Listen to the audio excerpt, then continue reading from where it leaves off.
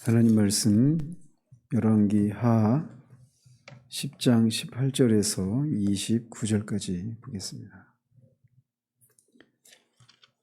18절에서 29절까지, 길어서 24절까지만 같이 읽겠습니다. 예후가 뭇 백성을 모으고 그들에게 이르되 아합은 바알을 조금 섬겼으나 예후는 많이 섬기리라. 그러므로 내가 이제 큰 제사를 바알에게 드리고자 하노니 바알의 모든 선지자와 모든 섬기는 자와 모든 제사장들을 한 사람도 빠뜨리지 말고 불러 내게로 나오게 하라.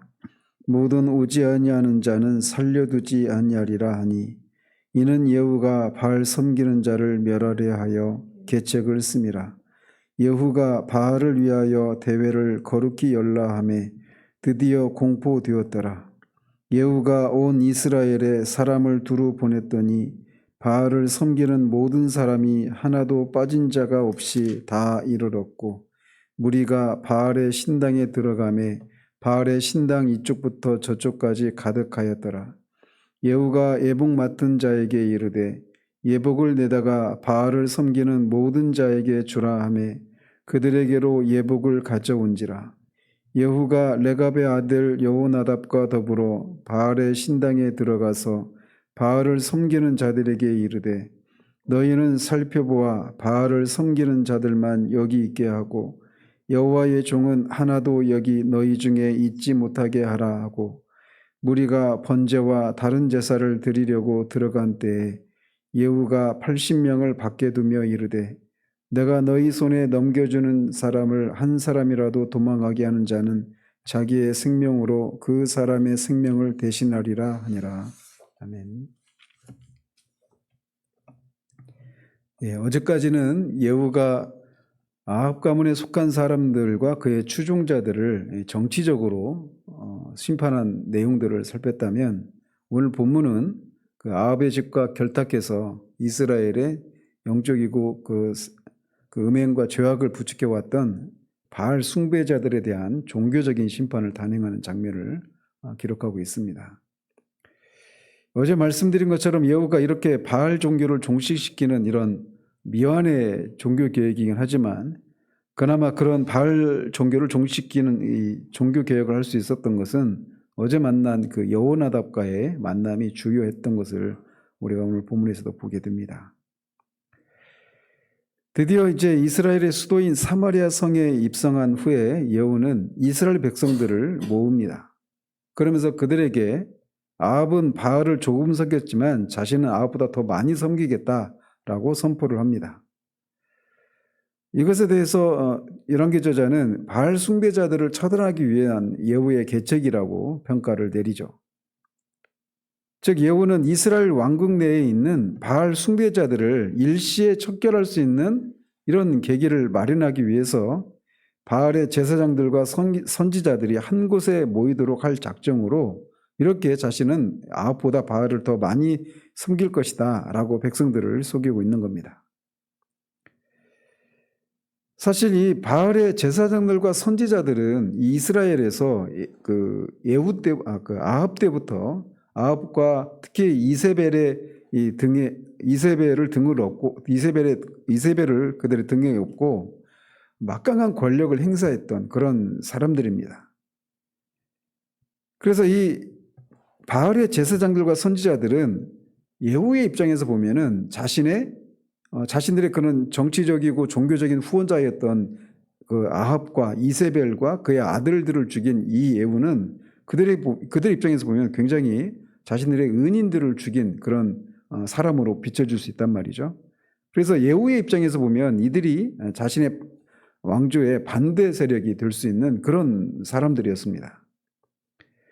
따라서 예후는 이들을 완전히 제거함으로써 자신의 왕권을 더욱 굳게 확립하고자 하는 그런 의도를 가지고 이런 계책을 세운 겁니다.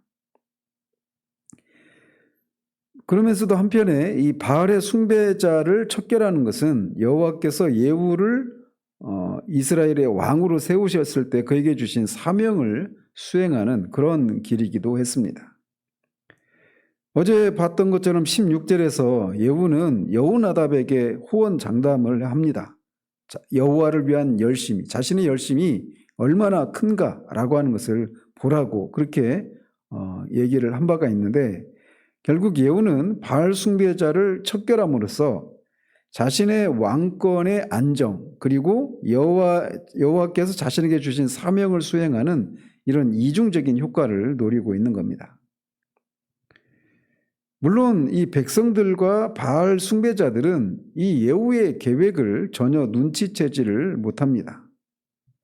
왜냐하면 지금까지 계속해서 여로보암이 솔로몬에게 반역하고 그 여로보암을 바하사가 또 반역을 하고 바하사에 이어서 시므리가 반역을 하고, 이런 식으로 또 시므리를 또 오므리가 반역을 하고, 이런 식으로 계속 이스라엘 정권이 계속 바뀌어 왔는데, 그 역대 그런 이 반란의 경우에 종교개혁을 위한 목표로 그런 반란을 시도한 적이 한 번도 없습니다.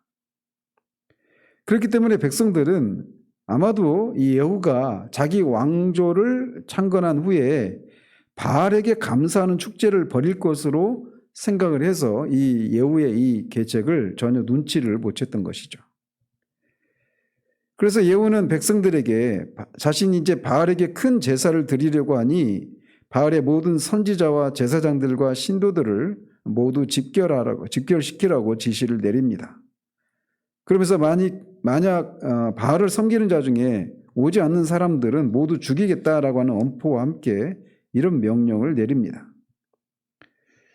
실제 이제 고대 왕국에서 특히 뭐 이스라엘의 경우도 마찬가지죠. 새로운 이제 왕이 그렇게 집권을 하게 되면 기존에 있었던 종교 제의를 국가적인 차원에서 대대적으로 거행하는 것은 관례처럼 있어 왔던 것입니다.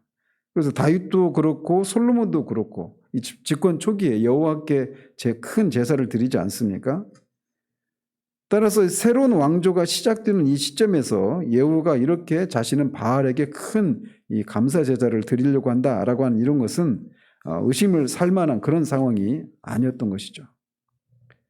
그리고 마침내 전 국가적으로 바알에게 제사를 드리기 위한 대회가 이제 공포가 되고, 예후는 이스라엘 전역에 사람들을 보내서 바알을 섬기는 모든 사람들을 다 불러 모아 바알의 신당에 들어가게 하고 그 바알 신당에 사람들이 가득 차게 되었다라고 말을 합니다. 수십 년 전에 엘리야가 갈멜산에서 이 바알 선지자 450명과 아세라 선지자 400명을 모아서 대결했던 그 사건을 생각해 볼 때, 이 예후가 이렇게 대회를 공포하고 바알 신당에 모인 이 바알의 선지자들과 제사장들의 숫자는 아마 엘리야 때보다 훨씬 많았을 것으로 추정이 됩니다. 그리고 바알 신당에 최소한 수천의 사람은 될 것으로 이렇게 추정을 할 수 있는데, 사사기 16장에 보면 그 삼손이 다곤 신전에 거기서 이제 그 마지막으로 최후에 죽지 않습니까? 근데 그때 그 다곤 신전에 모였던 블레셋 사람들의 숫자가 3,000명이나 되었다 이렇게 얘기를 하고 있어요. 그래서 이 사사 시대보다 수백 년 뒤에 이 북이스라엘의 상황이니까 바알을 섬기기 위한 바알 신당도 뭐 그렇게 수백 년 전에도 그렇게 큰 건축물이 있었다라면 바알 신당 역시 뭐 그보다 더 훨씬 큰 그런 신당이 있을 수 있다라고 생각할 수 있겠죠. 어쨌든 숫자가 정확히 나와 있지 않지만 이 바알 신당에 가득한, 이 바알 섬기려고 하는 이런 사람들이, 제사장과 선지자들이 가득한 그런 상황이 되었던 겁니다. 이처럼 이 바알 신당이 바알 숭배자들로 가득 찼다라고 하는 것은 바알 숭배가 당시 북이스라엘 전역에 얼마나 만연해 있었는가라고 하는 것을 단적으로 보여주는 장면이라고 할 수가 있습니다. 방금 언급해드린 것처럼 엘리야 때 그렇게 기근을 통해서 또 갈멜산에서 그 여호와의 불이 내려와서 바알은 없는 존재이고 여호와 하나님만이 진짜 살아계신 하나님이다 라고 하는 것을 이스라엘 백성들이 목도했음에도 불구하고 여전히 이렇게 바알을 섬기는 사람이 이렇게 많다라고 하는 것은 인간이 어떤 놀라운 이적을 경험하는 것을 통해서 그들의 본성이 바뀌는 것은 아니라고 하는 것을 여기서도 우리가 볼 수가 있습니다. 그리고 이런 것은 결국 이스라엘의 전 역사를 통해서 하나님이 새 언약을 통해서 돌판에 새겨진 율법을 그들의 마음에 새기고 그들에게 새 마음과 새 영을 주셔야만 하나님의 뜻을 따라 살아가는 것이 가능하다라고 하는 것을 이런 사례를 통해서도 우리가 볼 수가 있는 겁니다. 예후는 그렇게 모인 그 바알 숭배자들에게 예복을 맡은 관리에게 그들에게 모두 예복을 입히게 하고 여호나답과 함께 그 신당에 들어가서 그 사람들 중에 바알을 섬기는 자만 있게 하고 여호와의 종은 하나도 있지 않도록 조치를 취합니다. 여기서도 볼 수 있듯이 예후가 레갑의 아들 여호나답과 함께 바알의 신당에 들어갔다라고 하는 것은 이 바알 종교를 종식시키기 위한 이 종교 계획이 여호나답의 협력하에 이루어졌다라고 하는 것을 여기서 보여주고 있습니다. 한편 예후가 처음부터 바알을 섬기는 자들만 모이라고 했기 때문에 이 무리들 안에 여호와의 종이 있을 리가 만무했지만 그래도 혹시나 해서 여호와의 종은 하나도 있지 못하게 했는데 아무도 이런 조치는 또 바알을 숭배하는 사람들의 입장에서 보면 굉장히 환심을 살 만한 그런 조치라고 할 수가 있겠죠. 자신들의 신을 다른 신을 섬기는 사람들이 이렇게 들어오는 것을 그들도 원치 않았을 것이니까 말이죠. 자, 이렇게 바알 신당에서 바알에게 번제와 다른 제사를 드리는 동안 예후는 80명의 호위병들에게 명령을 내리기를 신당 안에 있는 사람들 중에 한 명이라도 도망치는 일이 있으면 그들의 생명을 너희들의 생명으로 대신하겠다. 이렇게 그렇게 원포를 내립니다. 그리고 그들이 번제를 다 드린 후에 예후는 호위병들과 지휘관들에게 신당에 들어가서 그 안에 있는 모든 사람들을 죽이라고 명령을 내립니다. 그래서 좋게 1000명대로 추정될 수 있는 그런 사람들을 향한 이 대학살이 벌어지죠. 이렇게 바알을 섬기는 이 제사장들과 선지자들을 다 죽인 후에 예후는 바알 숭배자들을 척결하는 것에서 그치지 않고 바알 목상을 그 신당에서 가져다가 다 불살라 버립니다. 그리고 바알 신당도 헐어서 변소로 만들어버리는 조치를 취합니다. 이거는 이 바알을 배설물로 여기는 것으로 바알에 대한 최대 모욕을 하는 그런 의미가 있죠. 그리고 또 한편에는 예후가 이렇게 바알 신전이 있던 자리를 변소로 만들어버린 것은 다시는 그 자리에 바알 신당을 재건할 수 없는 그런 조치이기도 합니다. 물론 건물은 얼마든 새로 지을 수 있겠지만 이미 더럽혀진 그 자리에 바알 신당을 세우는 것은 불가능하기 때문에 그렇게 바알 신당을 완전히 없애는 그런 조치라고 할 수가 있습니다. 그러나 이제 후에 보면 이스라엘이 결국은 아수리에 의해서 패망을 하게 되고 그 17장에 보면 그들의 왜 이렇게 하나님이 그들을 심판하셨는가 이런 내용이 나오는데 결국은 그 당시에도 바알 종교가 여전히 있었습니다. 바알 종교도 있었고 자식들을 바치는 그런 종교인 몰렉 종교도 있었고 각종 우상 숭배가 사라지지를 않습니다. 이처럼 예후는 이스라엘 중에서 바알을 멸하기는 했습니다. 그 당시에는. 그것이 열왕기 저자의 총평이기도 하죠. 그렇지만 뒤에 이제 부정적인 평가가 따릅니다.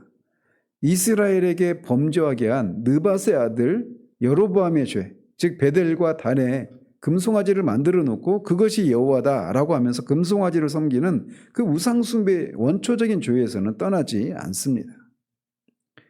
따라서 예후의 이 종교개혁은 미완의 완성에 그쳤다라고 말할 수가 있는 겁니다. 그래서 그는 바알 하나만을 이렇게 제거하는 그런 미완의 종교에 그쳤고 종교개혁에 그쳤고 하나님이 진정으로 원했던 그런 개혁의 심층부까지는 들어가지 못했음을 보여주고 있습니다. 예후가 이처럼 미온적인 태도를 보인 것은 아마도 금송아지 숭배마저 버리면 그의 왕권을 존립할 수 없으리라고 하는 생각을 가졌기 때문일 것으로 추정이 됩니다. 여로보암도 그런 이유 때문에 금송아지를 만들지 않았습니까? 그걸 아니면 이 이스라엘 사람들이 다 예루살렘으로 가게 되면 자신의 정치적 기반이 와해될 수도 있다라고 하는 이런 두려움 때문에 금송아지를 만들고 그것을 숭배하기 시작했는데 그 생각에서 여전히 예후도 벗어나지 못했음을 보여주고 있습니다. 한편 오늘 짧은 본문이지만 우리가 이런 사건을 통해서 이제 몇 가지 교훈을 받을 수가 있겠는데, 우리들은 다 하나님을 거듭난 사람들은 다 그 마음에 하나님을 기쁘시게 해드리고자 하는 그런 마음을 다 가집니다. 그런데 하나님을 기쁘시게 해드리려고 하는 그런 삶을 살려고 할 때 우리가 맹목적이고 무조건적인 그런 열심을 낼 것이 아니라 그런 열심 전에 어떻게 하는 것이 하나님을 바르게 섬기는 것인가에 대한 그런 분명한 그런 인식을, 그런 진리에 대한 깨달음을 가지고 출발해야 된다라고 하는 것을 이런 이 미완의 종교개혁에 그친 이 예후의 종교개혁의 사례를 통해서 우리가 교훈받게 됩니다. 주님의 뜻에 온전히 순종해서 하나님께 영광을 돌리려고 하는 이런 신앙 자세에 대한 근거를 분명히 하고 그런 열심을 내어야 한단 말이죠. 예후는 여호나답에게 여호와를 위한 자신의 열심을 보라, 자기가 여호와를 위해서 질투하기까지 하는 그런 열심을 보라 라고 말하고 바알 숭배자들을 척결하긴 했지만 결국은 여호와의 신앙을 회복하는 데에는 미치지 못합니다. 그런 것처럼 우리가 한 사람의 신자로서 우리가 예수 그리스도를 믿어서 죄의 사함을 받고 죄의 사함에 대한 감사로 하나님을 기쁘시게 해드리기 위한 삶을 누구나 다 그렇게 가지고 그렇게 출발을 합니다. 그래서 하나님을 기쁘시게 해드리기 위한 그런 삶을 살 때 우리가 자기 열심으로 하나님을 기쁘시게 해드릴 수가 없거든요. 그래서 예수님이 요한복음 6장에서 말하고 있는 것처럼 나는 하늘에서 내려온 살아있는 떡이다. 나를 먹고 또 나는 내 피는 음료다. 이렇게 말씀하시면서 내 살을 먹고 내 피를 먹어야 된다. 그래야만 산다라고 말씀하신 것처럼 우리는 예수님의 생명을 먹는 일이 있어야 돼요. 그래서 예수님이 십자가에서 내 죄를 대신해서 십자가에 죽으심으로 말미암아 내 죄가 용서받았다라고 하는 이 죄책의 문제만을 해결하는 것으로, 그리고 죄 사함의 은혜를 경험하고 그 은혜를 누리면서 이제 하나님을 위한 열심을 내 안에서 내가 타고난 그런 생명을, 내 능력을, 내 지혜를, 내 경험을, 내 의지를 발휘해서 하나님을 섬기는 일을 하려고 한다면 반드시 실패할 수밖에 없습니다. 하나님을 섬기는 이 일은 내 힘으로, 내 생명으로 할 수가 없는 거예요. 그리스도가, 우리의 생명이 되신 그리스도가, 그 생명, 그리스도가 밖에 계시고 나를 위해서 그리스도가 그렇게 죄 문제를 해결하셨다, 이런 정도에 그치는 것이 아니라 하나님을 섬길 수 있는, 하나님의 뜻을 실천할 수 있는 그런 본성, 이 생명, 그 원동력, 이 자체를 십자가에서 마련해 놓으셨다라고 하는 이 진리를, 온전한 진리를 깨닫고 그 하나님을 기쁘시게 해드리는 삶을 살 수 있게 된단 말이죠. 예수님이 머리가 되시고 우리는 그분의 지체입니다. 그래서 머리가 지체를 통제하고 그렇게 움직인단 말이죠. 또 요한복음 14장 15장에서 예수님은 포도나무고 우리는 가지라라고 말씀하십니다. 가지가 포도나무에 붙어 있으면 자연스럽게 포도나무의 그 진액과 영양분이 가지에게 흘러 들어가서 가지가 포도나무 열매를 맺어요. 그 열매를 풍성히 맺음으로 열매를 많이 맺어서 하나님께 영광을 돌리는 것, 그것이 우리를 구원하신 궁극적인 목적인데, 그거를 위해서는 그 포도나무의 가지에 우리가 붙어 있어야 되는 거예요. 그리고 그 포도나무에서 오는 그 진액, 이 영양분을 우리가 그대로 공급받아야 된단 말이죠. 그 원리처럼 예수님이 우리의 골로새서 4장에서 말하고 있는 것처럼 그리스도가 우리의 생명이 되셔서, 그리스도가 우리 안에 사셔서 그리스도의 생명으로 우리가 살아갈 때 자연스럽게 하나님을 기쁘시게 해드릴 수 있는 그런 열매가 맺히는데, 이 원리를, 온전한 원리를 깨닫지 못한 채 자기 열심으로 그렇게 하나님을 기쁘시게 해드리려고 하는 이런 삶을 살 때 이 예후처럼 미완의 종교개혁으로 그친 이 예후처럼 우리도 죄사함의 은혜를 경험하는 데서 그치고 실제로 우리의 존재와 삶을 통해서 예수님이 사셨던 그 삶을, 그 생명, 그 능력, 그 승리 이런 것들이 나타나지 않는, 또 예수님이 받으셨던 그런 고난과 핍박을 우리도 받으면서 그 속에서 자기 연민에 빠지거나 염려와 두려움에 우리가 짓눌리지 않고 그 속에서도 오히려 기뻐하고 능력 있는 삶을 살 수 있는 진짜 삶을 살 수 있게 된단 말이죠. 그래서 우리가 맹목적인 열심, 타고난 그런 열심, 이걸 가지고 주님을 기쁘시게 해드리고자 하는 이 삶은 미완의 완성으로 그쳐버리는 그런 것이라는 걸 아주 우리가 기억을 하고, 정말 하나님이 우리를 그리스도의 십자가를 통해서 우리를 구원하실 때 그 다 이루셨다라고 했던 말씀이 의미하는 바를 우리가 죄 문제를 해결하는 그 소극적인 측면에서만 그치는 것이 아니라 정말 하나님이 원래 가지고 계셨던 그 본의, 그 목적을 이미 그것도 다 이루셔서 우리로 하여금 이 예수의 생명을 힘입어서, 다른 말로 말하면 예수의 생명이라고 하는 건 성령께서 우리 안에 계셔서 그리스도께서 성령을 통해 우리 안에 내주하시면서 그 성령으로 우리를 통제하시고 지배하시는, 다른 말로는 성령 충만이죠. 이 삶을 살아갈 때에만 비로소 우리가 우리를 통해서 주님이 기대하셨던 그 삶을 살아낼 수 있다라는 것입니다. 그렇기 때문에 우리가 이 예후의 이 종교 반절만 성공한 이런 모습처럼 우리도 그냥 죄 사함을 받고 그 구원의 은혜에 대한 감사함으로 그치는 것이 아니라 실제로 우리 존재가 예수님이 사셨던 그 삶을 살아내는 이 완전한 이 구원, 여기까지 이르기 위해서 우리가 진리를 깨닫고 배우고 알고 그것 실제로 누리기를 힘쓰는 그런 우리들 되어지기를 바랍니다. 기도하겠습니다. 하나님 아버지, 예후가 여호와를 위한 자신의 열심을 보라라고 말을 했지만 그가 한 것은 바알 종교를 종식시키는 것에 그쳐버린 것을 봅니다. 여호와를 위한 열심이 제대로 실천되려 했다면 바알 종교를 끝내는 것에 멈추지 않고 느밧의 아들 여로보암이 지었던 그 원죄를 없애는 것을 넘어서서 이스라엘에 다시금 여호와 하나님만을 섬기는 여호와의 종교가 회복되는 그런 데까지 나아가야 했으나 그가 미완의 종교개혁으로 그쳐버린 이 모습을 봅니다.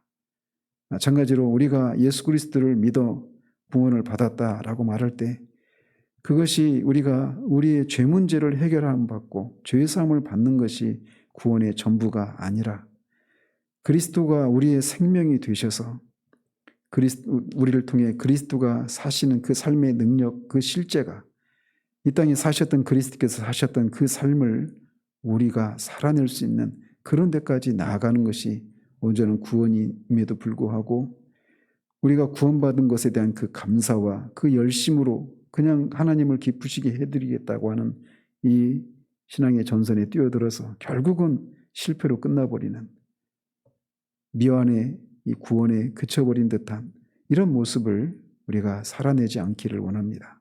하오니 우리에게 진리를 바르게 더 분명하게 계시해 주셔서 그 진리를 실제로 알고 누리고 살아내므로 우리를 통해 구원받은 우리를 통해 주님이 원하셨던 그 열매를 많이 맺혀드리고 그래서 하나님께 영광을 돌려드리는 그런 우리들 될 수 있도록 도우시기를 원합니다. 우리에게 진리 배치를 더 찬란히 계시해 주시고 비춰주시기를 소원합니다. 예수 그리스도 이름으로 기도합니다. 아멘.